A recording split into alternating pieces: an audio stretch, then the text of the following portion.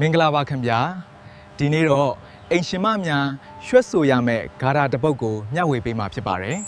သူကရမန်တန်လဝနေနာမတီတွာမရိစိန်ဆလတုနေဆတတ်တိန်ကောတီတွာတယ်လီနာပစိတွာအာလူကန်ပခိပေယအတီဝတုံဒရန်ဟောဒီတခေဒီဂါရာလေးကိုတစ်နေ့3ချိန်ရွက်ပါခင်ဗျာဂါရာရဲ့အနက်ကတော့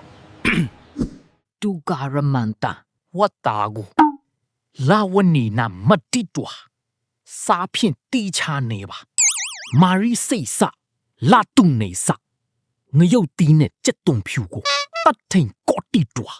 ယောဘီညက်အောင်ထောင်းပါတီလီနာပစီတွာစီတပ်ပီလီအာလူကန်ပခိပီယာအာလူကိုထဲပါအတီဝတုန်ဒရန်ဟောတီတခေဘေရီကိုပါမိတ်ဆွေဟာဒီကောင်ငါစားကွာ